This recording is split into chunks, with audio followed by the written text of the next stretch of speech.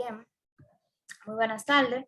Bienvenidos a la materia de teoría y metodología del entrenamiento deportivo con la maestra Leonor Mariana Duque. Hoy vamos a dar exponencia a lo que es la actividad número 2. Los sustentantes de este equipo son Adelsa Ramírez, su servidora, Yara Dramis Santana, Marcel Guzmán y Ulve Xavier Ramírez. El tema que vamos a trabajar hoy es la capacidad condicional, específicamente la resistencia, y los aspectos que vamos a ver en el mismo son el concepto y sus tipos, los fundamentos biológicos, métodos y medios, zonas de entrenamiento, volúmenes e intensidades y principios biológicos y pedagógicos. Yo voy a darle inicio a lo que es los conceptos de resistencia y sus tipos. Tenemos que la resistencia, primero vamos a empezar con lo que es la capacidad condicional, que entendemos que es la capacidad que tiene la persona de realizar actividades físicas. Estas competencias condicionales son cualidades funcionales y enérgicas que se desarrollan como resultado de una acción motriz realizada conscientemente. Estas capacidades se realizan en todas las acciones que puede realizar una persona. Bien, empecemos con lo que es la resistencia y según Silt, en el 1991, perdón, la resistencia es la capacidad que tiene el ser humano de resistir actividades psíquicas y físicamente a una carga durante un largo tiempo, produciéndose finalmente el cansancio, o sea, la pérdida de rendimiento, y superándolo de manera fácil, así recuperándose después de un esfuerzo físico y psíquico. También en propias palabras, Navarro dice que en el 1998 se considera la resistencia como la capacidad que tiene el ser humano de soportar la fatiga o esfuerzos prolongados y recuperarse rápidamente después de dichos esfuerzos. Vamos a estar hablando de los tipos de resistencia, y existen 4.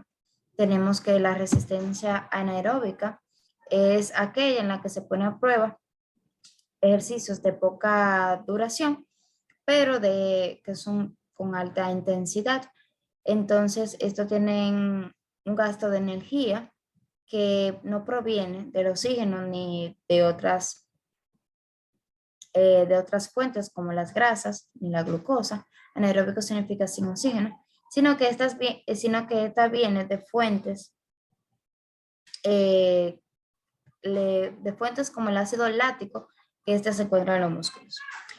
A diferencia de esta, tenemos la resistencia aeróbica, que también llamada orgánica, que es la capacidad que tiene el cuerpo de resistir a esfuerzos de larga duración y de poca intensidad, manteniendo un equilibrio entre el gasto energético aportado por el oxígeno y el gasto energético aportado por la glucosa y las grasas.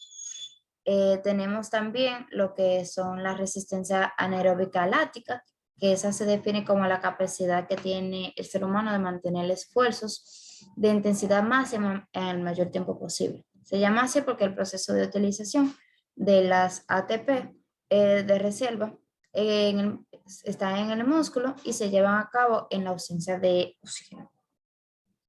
Tenemos por último la resistencia anaeróbica láctica, que esta se define como la capacidad de soportar y retrasar la aparición de la fatiga con esfuerzos de intensidad de las ATP.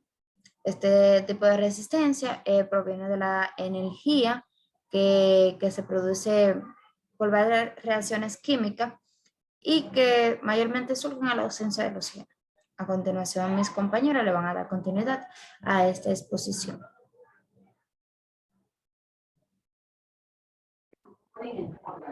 Buenas tardes, mi nombre es Yara Santana Peña y el día de hoy estaré exponiendo sobre lo que son fundamentos biológicos deportivos de la resistencia. Los rendimientos de resistencia se desarrollan a partir de una motivación que se secunda en una secuencia de sistemas de gasto del organismo y terminan en lo que son las musculaturas esqueléticas como sistema motor del desplazamiento. En total se implican los siguientes sistemas orgánicos, que son las musculaturas esqueléticas, sistema cardiovascular, sistema respiratorio, sistema nervioso central, sistema hormonal y aparato motor pasivo. También está, mi otro tema se está cambiando, volúmenes e intensidades. En este tema, lo primero lo que es el volumen, que se define el volumen como el número de acciones o repeticiones factibles de realizar mantenimiento a la intensidad adecuada de las acciones. El volumen mínimo para llevar a cabo cada entrenamiento que pueda garantizar lo que es un estímulo correcto para poder desarrollar las acciones deseadas dependerá de los diversos componentes, como son la dirección, la fuerza que se va a realizar, las metas y las propiedades particulares del individuo. Para el tema de ya de intensidad, estaremos mencionando 3 tipos de intensidades, que está la intensidad baja, efectos recuperatorios o regenerativos, se optimiza el metabolismo de los ácidos grasos, recuperación de las proteínas mitocondriales. Mediana, influencia sobre el aparato cardiovascular, se incrementa el consciente respiratorio y se utiliza el metabolismo de la glucosa como los ácidos grasos de manera equilibrada.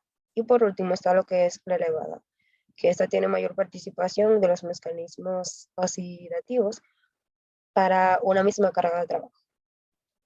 Se incrementa el consumo de oxígeno de la unidad de tiempo y por último con el tiempo se va como a constatar menores magnitudes de lactato para la misma carga de trabajo. Esto es todo por mi exposición. Mis compañeros van a continuar presentando y van a continuar explicando nuestro tema. Muchas gracias.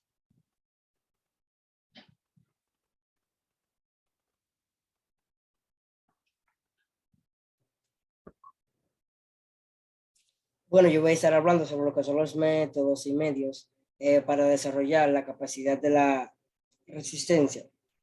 Bueno, debemos saber que cuando vamos a realizar algún ejercicio de resistencia, vamos a tener un gran alto rendimiento o una gran alta fatiga, mejor dicho.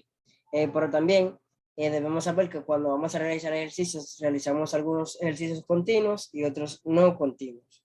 Que uno de los principales métodos son los ejercicios aeróbicos, que ya debemos saber que estos se realizan con un rendimiento medio o un rendimiento no tan alto, que aquí se gasta desde un 60 hasta un 80% de la energía, a diferencia de los ejercicios,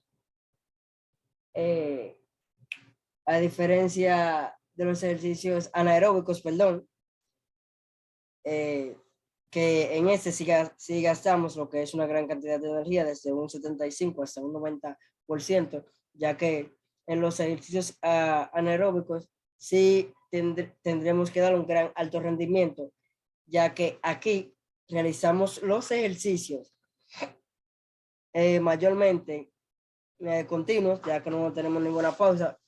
En este duramos mayormente 15 minutos o 10 minutos haciendo un ejercicio, pero sin tomar ningún tipo de descanso. Y en los ejercicios aeróbicos sí podemos durar media hora o 25 minutos haciendo el ejercicio, pero dentro de ese tomando algunos descansos. Entre los medios que utilizamos se encuentran algunos objetos, ya que debemos saber que en los ejercicios de resistencia está el ciclismo, atletismo, natación, también remar y entre otros más. Tendremos algunos espacios libres como calles, montañas para el ciclismo o el atletismo, algunas pistas, también para la natación algunos lugares como ríos, piscinas, clubs y así. Bueno, eso fue todo de mi parte. Muchas gracias.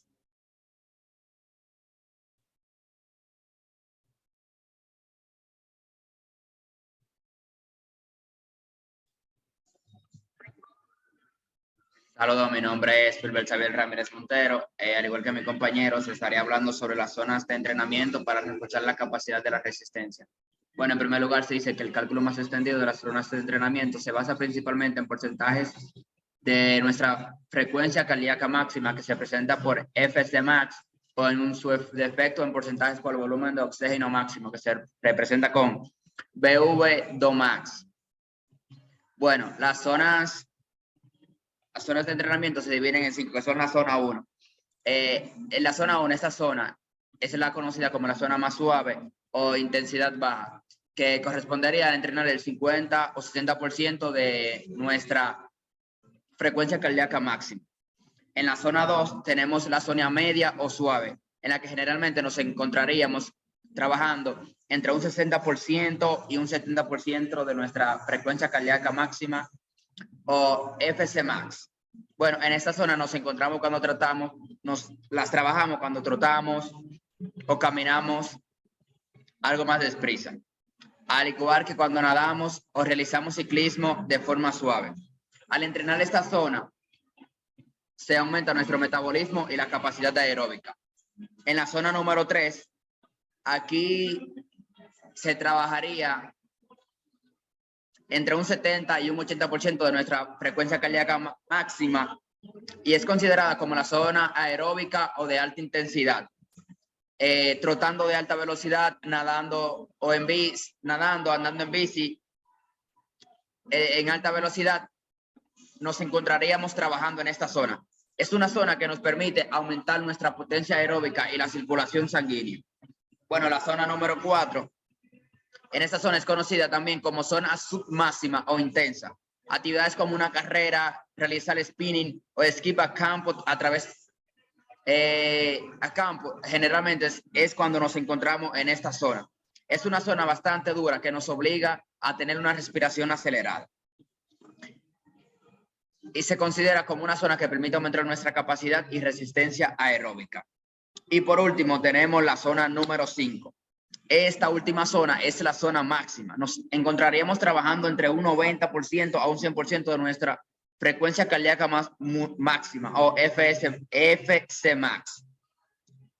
Cuando trabajamos en series o intervalos e incluso cuando competimos, llegamos en muchas ocasiones a esta zona durante periodos cortos de tiempo.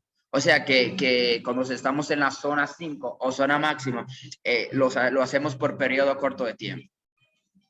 Bueno, el otro tema que me tocó trabajar a mí son los principios biológicos y pedagógicos que avalan la resistencia.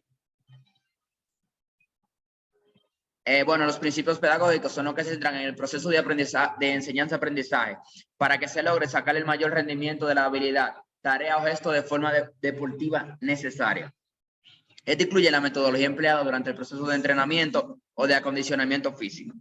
Tenemos también los que son los principios biológicos, que son los que afectan a los procesos de adaptación del organismo del deportista, es decir, aquellas normas que inciden sobre las adaptaciones endógenas que el propio organismo experimenta al sufrir carga de entrenamiento. Bueno, desde el punto de vista biológico, el entrenamiento persigue que se produzcan una serie de fenómenos de adaptación. Algunos autores como Adcock, Viru y Viru 2003 citan lo siguiente: la excesividad cuando se sobrepasa la capacidad de adaptación del organismo y puede producir un agotamiento. La segunda es estimulante, cuando se alcanza la capacidad de adaptación e induce al efecto deseado. La tercera de mantenimiento, cuando la capacidad de adaptación no sufre variaciones, pero se encuentra en un buen nivel. Y la última de respiración, cuando es necesario descender el nivel de adaptación al organismo tras una carga estimulante. Esto fue todo de mi parte. Muchas gracias.